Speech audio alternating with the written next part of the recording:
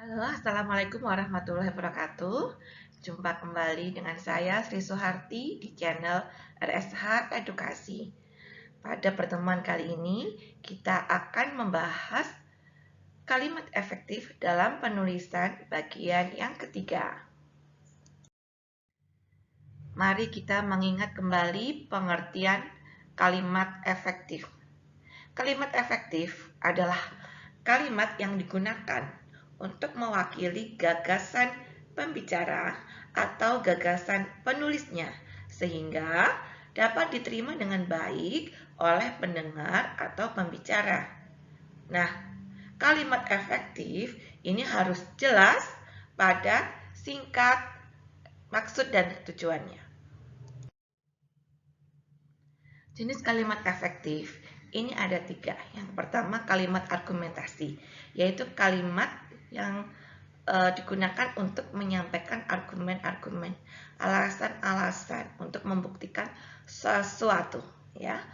Yang kedua, kalimat penyampaian ide atau gagasan. Berarti kalimat tersebut digunakan untuk menyampaikan ide ataupun gagasan. Yang ketiga, kalimat formal, yaitu kalimat yang digunakan di situasi yang resmi atau situasi formal. Ini contoh konkretnya adalah ketika nanti teman-teman sidang tugas akhir. Di dalam sidang tugas akhir, ini teman-teman ini harus menyampaikan ide, harus menyampaikan gagasan, ya. Dan di sana juga teman-teman itu harus mengemukakan alasan-alasan, argumen-argumen, ya. Buktian-buktian, ya, untuk meyakinkan penguji, ya, untuk meyakinkan penguji supaya nanti ide atau gagasan teman-teman itu dapat diterima, ya.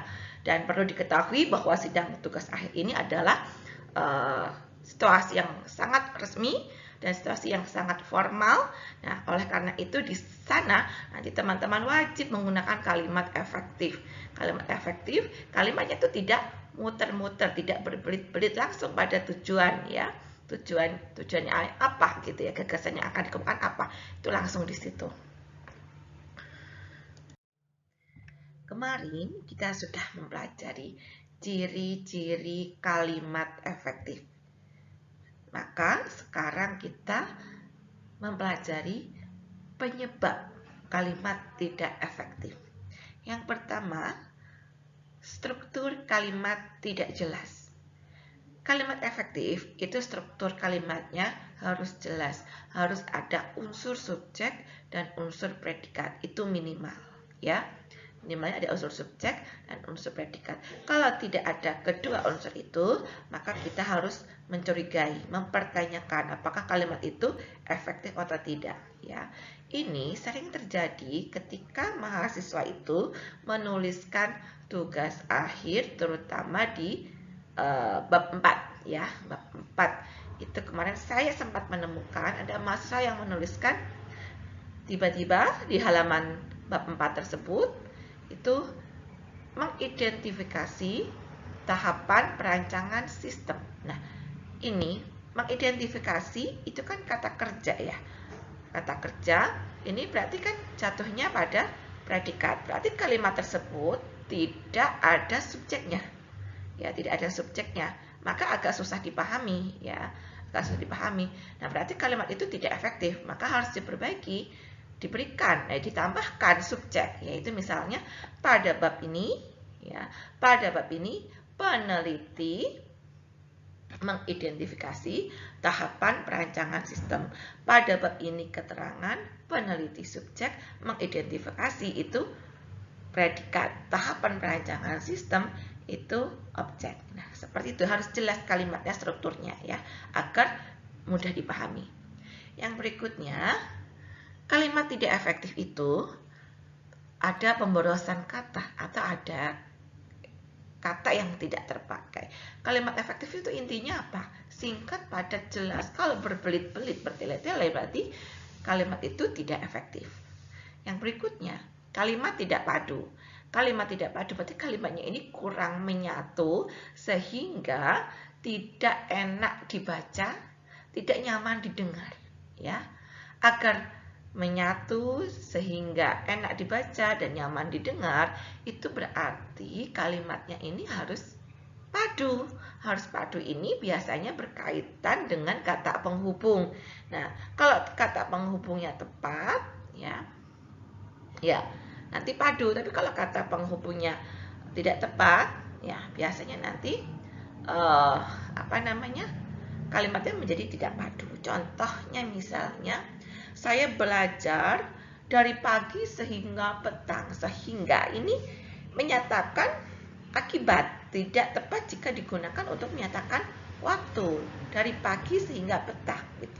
Nah, harusnya ini diperbaiki. Misalnya, saya belajar dari pagi sampai petang. Nah, seperti itu. Yang berikutnya, kalimat tidak logis ya.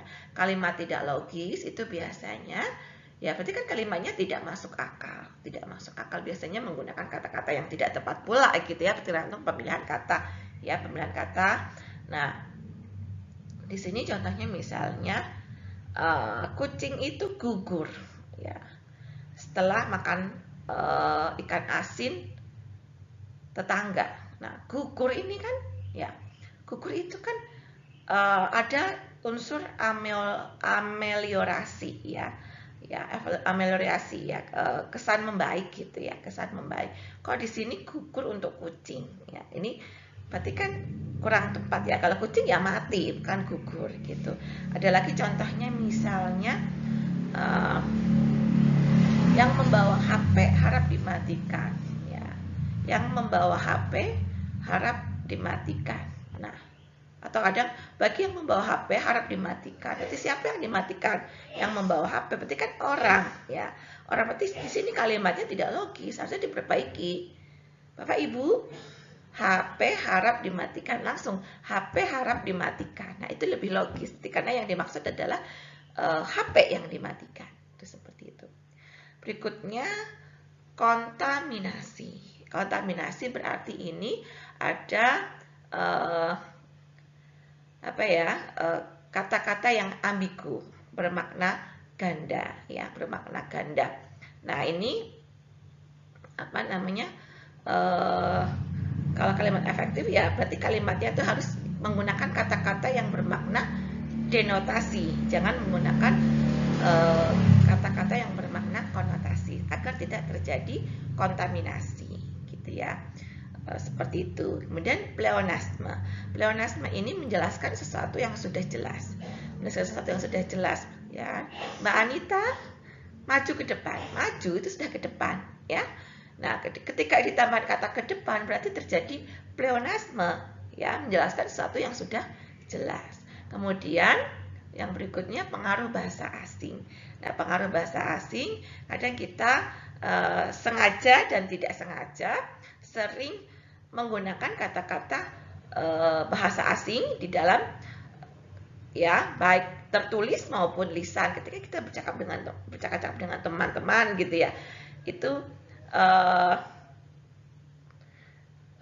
sering menggunakan kata-kata yang dalam istilah asing. Misalnya saya merasa itu sudah worth it ya, sudah worth it. Nah, worth it itu kan apa sih? Sepadan, senilai ya, sudah tepat harganya. Nah, seperti itu. Dan itu worth it itu kan berarti kan bahasa asing ya, seperti itu. Nah, contohnya berarti ketika kita menggunakan kata-kata bahasa asing di dalam pembicaraan kita dan itu tidak tepat, itu dapat dikatakan menyebabkan kalimat tidak efektif. Baik, setelah kita mempelajari ciri-ciri kalimat tidak efektif, kita pelajari kembali ciri kalimat efektif yang berikutnya ya, yaitu kevariasian kalimat ya. Kevariasian kalimat, variasi itu berarti ragam ya, jenis gitu ya. Jenis maksudnya di sini kevariasian kalimat itu adalah upaya yang dilakukan oleh penulis untuk menggunakan berbagai pola kalimat dan berbagai jenis kalimat ya. Di sini tujuannya supaya pembaca atau pendengar itu tidak merasa jenuh atau tidak merasa bosan ya, dan tetap termotivasi untuk membaca atau mendengarkan serta memahami ya memahami apa yang dibaca atau apa yang didengarkan, terutama berkaitan dengan karangan-karangan ilmiah. Karena karangan ilmiah ini pasti ya saya tahu ya orang-orang cenderung lebih mudah jenuh. Ya, teman-teman itu ketika membaca novel, saya yakin satu novel itu bisa selesai dalam satu malam, ya. Apalagi kalau alurnya menarik. Tetapi ketika teman-teman membaca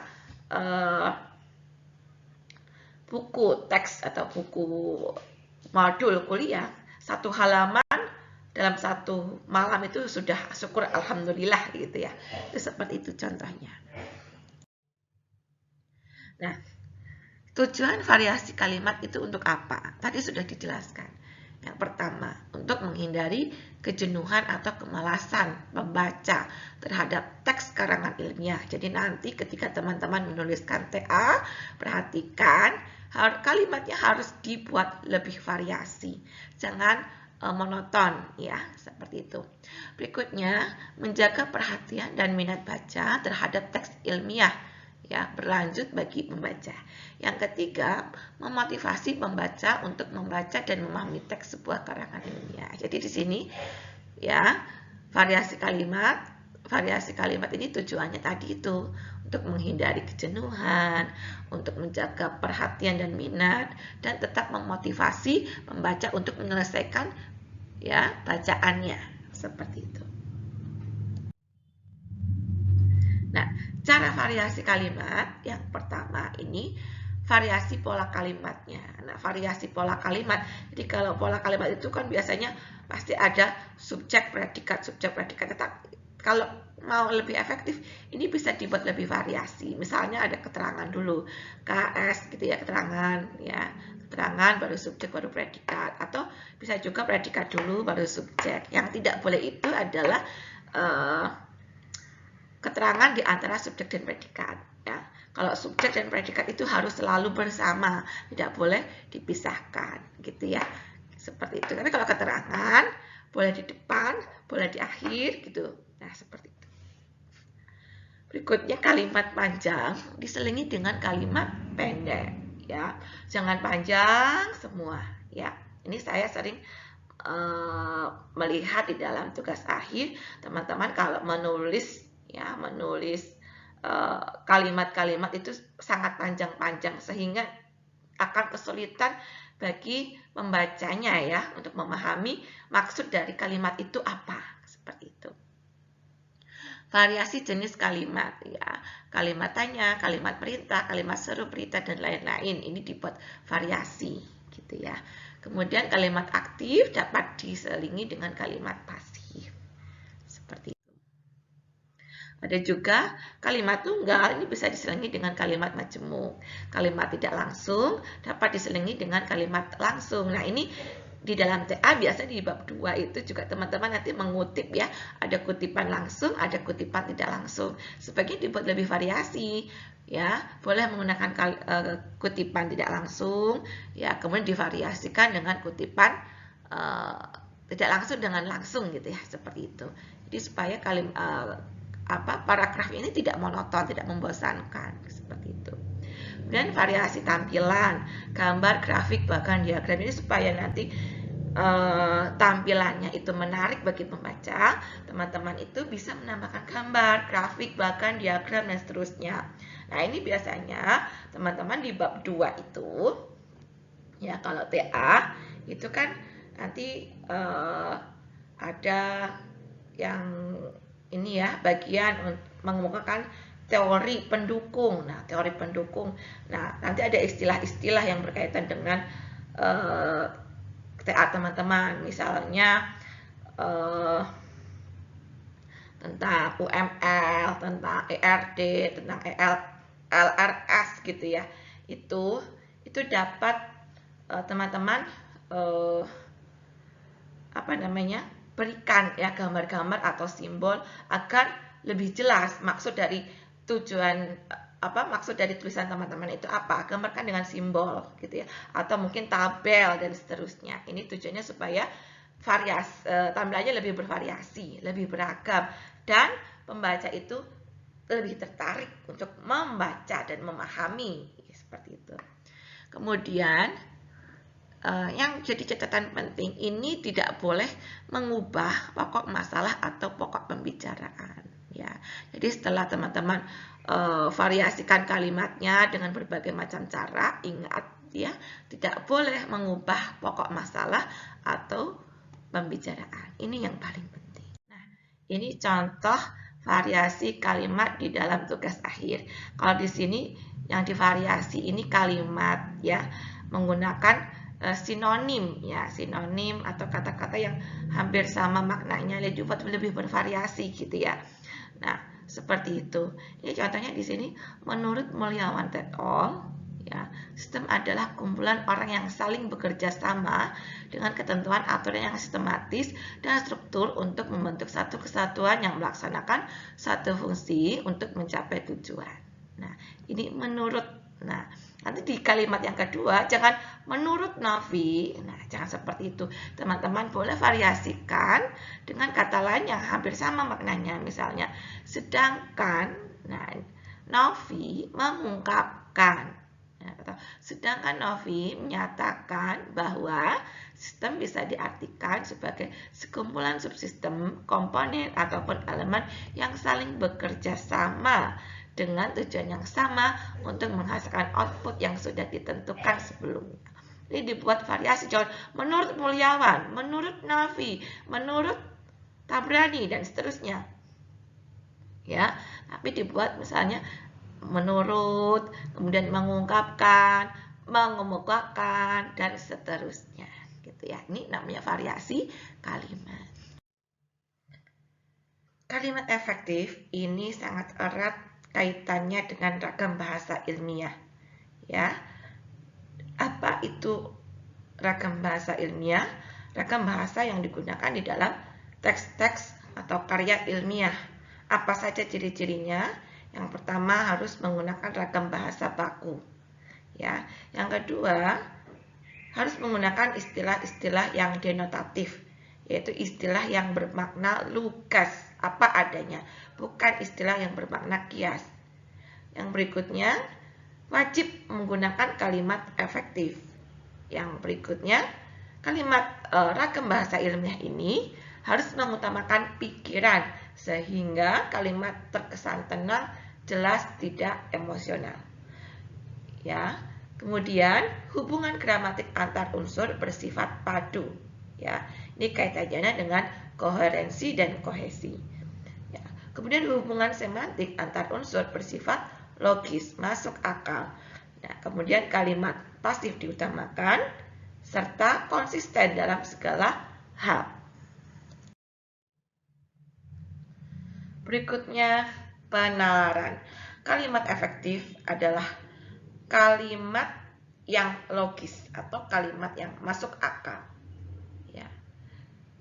Berarti kalimat efektif ini sangat erat ya, berkaitan dengan proses penalaran. Apa itu penalaran? Penalaran ini adalah proses mental dalam mengembangkan pikiran logis atau nalar dari berbagai fakta atau prinsip. Nah, atau dapat juga dikatakan bahwa penalaran ini adalah proses berpikir logis dan bukan dengan perasaan atau bukan pengalaman. Nah, di sini di dalam penalaran ini berarti alur berpikir ini harus ditonjolkan agar kalimat dapat dipertanggungjawabkan dan dapat dipahami dengan benar dan tepat sehingga tidak menimbulkan kesalahpahaman atau salah kaprah. Nah, supaya tidak menimbulkan kesalahpahaman berarti kalimat ini harus didukung oleh kesatuan dan kepaduan kalimat. Nah, berarti harus didukung pula atau dikaitkan dari gabungan unsur atau fungsi kalimat yang tepat. Contoh kesalahan dalam penalaran. Yang pertama, perhatikan nomor 1 yang bagian A. Kepada Bapak dosen, waktu dan tempat kami persilahkan. Ya. Ini tidak logis. Mengapa? Karena waktu dan tempat ini bukan benda yang dapat bergerak. Jadi tidak tepat jika dipersilakan. Dipersilakan hanya diperuntukkan untuk benda yang dapat bergerak. Contohnya di sini, Bapak dosen kami persilahkan. Ini lebih tepat, gitu ya. Bapak dosen kami persilahkan. Bukan waktu dan tempat kami persilahkan. Waktu dan tempat tidak bisa maju ke depan, ya kan? Seperti itu. Yang kedua, yang membawa HP harap dimatikan. Nah, kalau kalimat ini dibalik misalnya, apa yang dimatikan? Berarti kan yang membawa HP, padahal maksudnya adalah HP. Maka kalimat ini harusnya dibuat lebih jelas, itu HP harap dimatikan. Gitu. Yang ketiga, yang sudah selesai menggambar harap dikumpulkan. Siapa yang dikumpulkan, gambarnya atau orangnya? Kan yang dimaksud adalah gambarnya, ya kan? Berarti artinya gambar yang sudah selesai harap dikumpulkan. Seperti itu. Berikutnya, kalimat efektif ya adalah kalimat yang mudah dipahami. Nah, di sini perlu sekali kita untuk cermat atau hati-hati ya, teliti di dalam memilih kata-kata yang digunakan di dalam kalimat yang kita susun supaya tidak menimbulkan makna ganda atau ambiguitas. Nah, ini disebut dengan kecermatan ya. Jadi kecermatan adalah kecermatan dalam pemilihan kata atau diksi sehingga tidak menimbulkan arti ganda atau ambiguitas. Contohnya, guru baru pergi ke ruang guru. Ini tidak efektif karena terjadi ambiguitas. Ini maksudnya apa? Guru baru pergi, atau guru baru pergi ke ruang guru, atau guru baru pergi ke ruang guru. Nah, ini kan berarti ada dua makna ya. Guru baru pergi ke ruang guru, atau guru baru pergi ke ruang guru. Maka di sini sebaiknya kalimatnya diperjelas. Misalnya, guru yang baru itu pergi ke ruang guru, atau guru itu baru pergi ke ruang guru. Ini harusnya diperjelas yang mana maksudnya, itu harus jelas, gitu ya. Mahasiswa perguruan tinggi yang terkenal itu menerima hadiah. Di sini kan ada dua makna. Siapa yang terkenal, mahasiswanya atau perguruan tingginya? Nah, ini harus diperjelas. Misalnya, kalau di sini mahasiswa perguruan tinggi terkenal itu, perguruan tinggi terkenal, berarti yang terkenal adalah perguruan tingginya. Gitu. Ini ya. Terakhir, kita membahas kesalahan-kesalahan yang sering terjadi di dalam penulisan kalimat. Yang pertama, kalimat kontaminasi. Artinya kalimatnya rancu, ya, bermakna ganda, kabur, tidak jelas, gitu, ambigu. Nah, di sini berarti gagasan kalimat tersebut itu juga kabur atau tidak jelas. Contoh kalimat kontaminasi, dalam perutnya mengandung racun. Nah, ini harusnya diperbaiki, dalam perutnya terkandung racun atau perutnya mengandung racun. Kemudian yang berikutnya, ketidakjelasan unsur subjek dan unsur predikat. Maksudnya biasanya kalimat ini ya, itu tidak jelas unsur subjeknya atau tidak memiliki unsur predikat. Contohnya, di antara beberapa negara Eropa Barat berupaya membuat heli anti-tank untuk menekan biaya bersama. Di antara beberapa negara Eropa Barat, berarti ini yang dimaksud subjek, tetapi karena ada kata di antara beberapa gitu ya, berarti ini menyatakan keterangan, ini tidak jelas subjeknya yang mana gitu ya. Nah, ini harusnya diperbaiki supaya subjeknya menjadi jelas. Negara Eropa Barat berupaya membuat heli anti-tank untuk menekan biaya bersama. Di sini baru jelas subjeknya, negara Eropa Barat. Kemudian gejala pleonasme. Gejala pleonasme ini maksudnya adalah terdapat unsur kata berlebihan di dalam kalimat itu. Ya, biasanya menjelaskan sesuatu yang sudah jelas. Contoh, sejak dari terminal sampai pesawat, Pamela diikuti terus oleh para wartawan asing. sejak dari. Nah, harusnya ini diperbaiki ya. Sejak terminal sampai pesawat, Pamela diikuti terus oleh para wartawan asing. Penggunaan kata yang salah. Ini biasanya kata depan, di, dan penggunaan kata daripada. Contohnya, perkara itu di atas tanggungan saya lah. Di atas tanggungan saya. Ini harusnya diperbaiki, perkara itu atas tanggungan saya. Gitu. Yang berikutnya, hati kita sedih melihat ya daripada penderitaan korban bencana alam itu. Ini harusnya hati kita sedih melihat penderitaan korban bencana alam itu. Jadi kata daripada ini dihilangkan. Ya, kira-kira seperti itu. Baik, itu saja yang saya sampaikan pada hari ini. Kurang lebihnya saya mohon maaf. Wabillahi taufiq wal hidayah. Wassalamualaikum warahmatullahi wabarakatuh.